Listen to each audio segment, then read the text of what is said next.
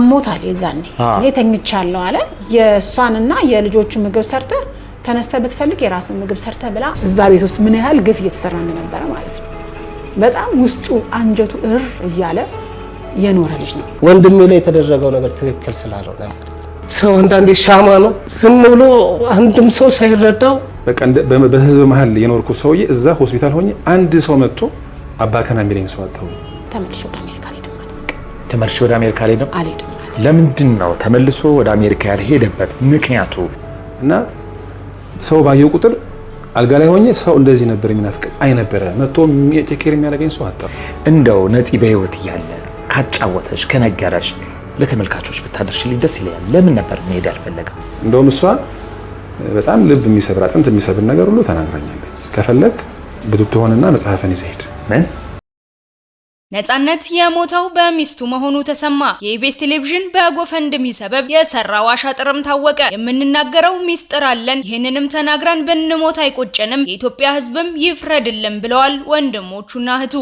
የነፃነት እህት ለአመታት የደበቀችው ሚስጥር አውጥታለች ወንድሜን የገደለው በሽታ ሳይሆን የሚስቱ ሴራ ነው ብላለች ኢቢኤስ ቴሌቪዥንም ዝናውን ተጠቅሞ ወንድማችን ሞቶ እንኳን እንዳያርፍ አድርጓል ሊጠየቅልን ይገባልም ብለዋል ወንድሜ ነፃነት የሞተው በሚስቱ ሴራ ነው እስካሁን ያላወጣነውም ለሱ ብለን ነበር አሁን ግን አውጥተነዋል ብለዋል አክለውም እንደገለጹት ልታጠፋን ትችላለች እኛ ግን ወንድማችን የሞተ ቀን ያን ቀን ሞተናል ከዚህ በኋላ ብንሞት እንኳን የኢትዮጵያ ህዝብ ከሷ አናት ላይ እንዳይወርድልንም ብለዋል በሌላ በኩል ኢቢኤስ ቴሌቪዥን ከነፃነት ባለቤት ጋር የሰሩት ሴራ የነፃነት ወንድምና እህት አጋለጡ ነገሮች በሙሉ ሆነ ተብለው በነፃነት ባለቤትና በኢቢኤስ ቴሌቪዥን የተቀነባበረ የኢትዮጵያን ህዝብ ገንዘብ ለማጭበርበር የተሰራ ሴራ ነው እሷም ፍጹም ጤነኛ ነች ይሄ የደረስንበት ጉዳይ ነው እወቁልን ይጠየቁልንም ብለዋል ለመሆኑ በነፃነት ወርቅነህ ሞት ላይ ባለቤቱ ለምን ተጠያቂ ሆነች ለምንስ ስትል የልጆቿን አባት ላይ ይህንን ታደርጋለች የነፃነት ወንድምና እህት ጉዳዩን ሲያብራሩ ምንስ ተናገሩ ነፃነት ከመሞቱ በፊት ይሰራ የነበረው ኢቢኤስ ተቋምስ የገባበት አሻጥር ምን ይሁን ለምንስ ከመሞቱ በፊት አሜሪካ የመታከም እድሉን ሚስቱ ነጠቀችው በስፋት የምንዳስሰው ጉዳይ ነው ሰላም የተከበራችሁ የሃና ለሚዲያ ቤተሰቦች እንደምን አላችሁ ለሰዓቱ የሚሆኑ ሰው ሞቶ እንኳን የማያርፍበትን ጉዳይ ልናስደምጣችሁ ወደናል እናንተም ላይክ ሰብስክራይብ እንዲሁም ሼር እያደረጋችሁ የደውል ምልክቱን በመጫን ቤተሰባዊነታችሁን አጠናክሩ እያልን ወደ ጉዳያችን እናልፋለን አብራችሁን ቆዩ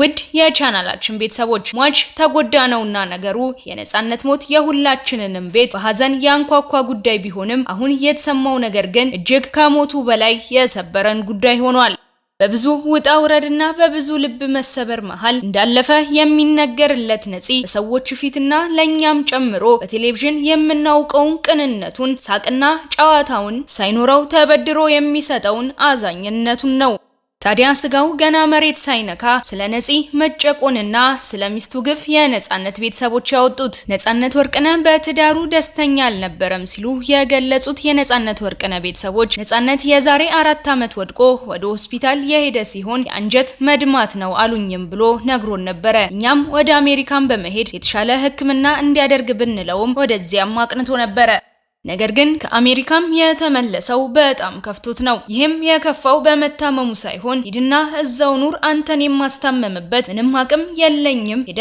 እዛው ከመጻፍ ጋር ኑር ማለቷን ሚስጥሩን የገለጸችው እህቱም ነበረች አክላም እንደተናገረችው ጉበቱን መታመሙን የሰማው እዛው አሜሪካ እንዳለም ነበር ነፃነትም በትዳሩ ደስተኛ አልነበረም የራሷንና የልጆቿን ምግብ ሰርታ እንኳን ነፃነትን ራስ ሰርተ ብላ ነበርም የምትለው ብለዋል በምሬት የምትናገረውም እህት እንዳገር ለሕክምና የሄደ ጊዜ እንኳን ሚስቱ ደውላ ስለ ጤንነቱ ሳይሆን የምትጠይቀው ቤት ስለመግዛትም ነበር ብላለች በየወሩ የሚልክልኝ $2000 አይበቃኝም አይጠቅመኝም ብላ ለሕክምና በተኛበት እንደምታመነጫጭቀው ተናግራለች በሌላ በኩል ስለ ጓደኛው አስናቀ የተነሳ ሲሆን እሱ አስመሳይ ወዳጅ ነው ለነፂ ወዳጅና ጓደኛ ሆኖለት አያውቅም ይህም ለእይታና ለሚዲያ ሲል የተናገረው ንግግር ነው አንድም ቀን እንኳን ታሞ አላስታመመውም ባልጋ ላይ ተኝቶ እንኳን አልጠየቀውም ብለዋል አስናቀ በ29 ዓመታት ውስጥ አንድ ወር ብቻ ነው የተለያየ ነው ቢልም አንድም ቀን ሲታመም አስታሞት ሲቸግረው ጠይቆትም አይተናናውቅም። እውነተኛ ወዳጅ ማለት ከእናንተ ሐዘን ይልቅ የኔ ሐዘን ይበልጣል እያሉ ወከባ መፍጠር ሳይሆን እውነተኛ ጓደኛ መስዋዕት መሆን ነው። እንዳይጠጣና እንዳይጎዳ ከማድረግ ይልቅ ከሱ ጋር እየጠጡ ገንዘቡን መጨረስ ብቻ ነው ስራቸውም ብለዋል። አክለውም እንደተናገሩት የነጻነት የሐውልት ምርቃት በመቄዶንያ የሚደረግ ይሆናል። ከዛም የሚቀረውን ብር ግን ሚስቱ መልሱልኝ ስትል በዛቻም ተናግራለች ብለዋል። የነፂ ታላቅ ወንድም ወንደሰን ወርቅነህ እንደሚለው ከሆነ አሜሪካ ሀገር ሆስፒታል እያለ አንድም ሰው አጠገቡ አልነበረም ያለ ሲሆን ሚስቱ እዚህ ከእናቱ ጋር ተከራይቶ በሚኖርበት ቤት ቡትቶህንና መጻፍህን ይዘ መሄድ ትችላለህም ብላውም ነበር ብሏል። እዛ አካባቢ ያሉት ነገሮች ጥሩ እንዳልሆኑ ያውቀ ነገር ግን በእናቱ አይን እያየ ነው ያን ሁሉ 4 ዓመት ያሳለፈው። ግን ትክክለኛው ነገር ግን እንግዲህ አካባቢውን ሰው መጠየቅ ይቻላል። ነጻነት አንድም ቀን ለቤት ውሎ አያውቅም። ለቤት ውስጥ ምግብ ሰርቶ በልቶ አያውቅም። የሚበላው በተለይ ከህመሙ በኋላ እህታችን ናት እያዘጋጀች እንትን የምትልለት ሆቴል ነው የሚበላው። በጊዜ ገብቶ አያውቅም ቤት። እኛ ድሮ ነጻነትን የምናውቀው ከ2 ሰዓት በላይ አምሽቶ አያውቅም። ኡራኤል በነበረ ሰዓት ማለት ነው። ማክሲመም 2 ሰዓት ይገባል። ቁጭ ብሎ የሚሰራቸውን ስራዎች ይሰራል።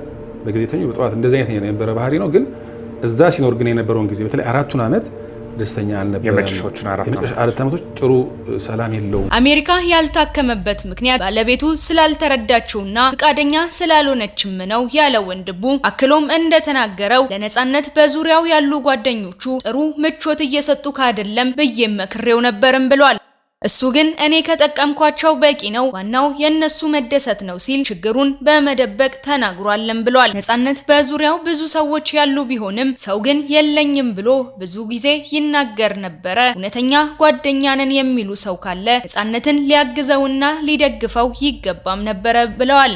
አክሎም ወንድሙ እንደተናገረው አስናቀ እኛ ሁላችንንም ከኔ በላይ አላዘናችሁም አልተጎዳችሁም ያለ ቢሆንም ነገር ግን ይህ ፍጹም ስህተት ነው። አንድም ቀን የነጻነትን ህመም አልተረዳውም። እሱ የሚፈልገው ሁሌ እንዲጋብዘው ብቻ ነውም ብለዋል። በእርግጥም ለነጻነት የሚያስቡ ጓደኛ ቢሆኑ ኖሮ ለህይወቱ የሚጠነቀቁለት ይሆኑ ነበረም ብለዋል።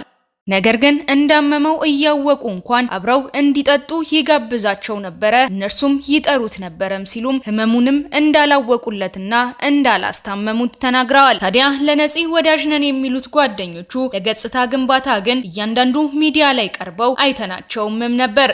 አስናቀ በነፂ ሰርግ አብሬው ነበርኩኝ ያለ ቢሆንም የነጻነት ሰርግ ላይ ግን አስናቀ ጭራሽ አልነበረም ሲሉም ወንድሞቹ ገልጸዋል። በሌላ በኩል ስሙ ባሻጥር የተነሳው ኢቢኤስ ቴሌቪዥንም ቤተሰቡ እንደሚናገረው ከሆነ ለጎፈንድሚ ሳይሆን የተጠራ ነው፣ ሀዘናችንን ለመግለጽ ነበረ።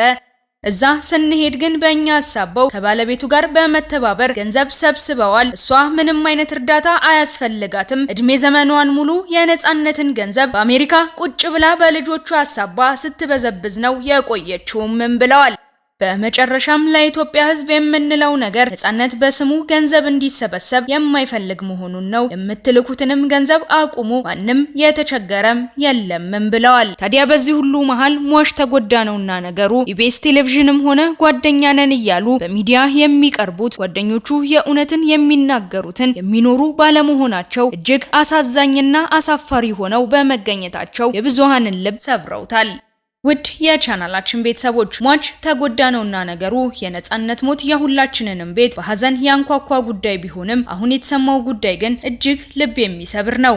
እንግዲህ ስናስደምጣችሁ የቆየ ነው የነጻነት ሞት ይዞት የመጣውን መዘዝና እውነትና የሰዎችን ብሎም የተቋማትን ማስመሰል ስናስደምጣችሁ ቆየን።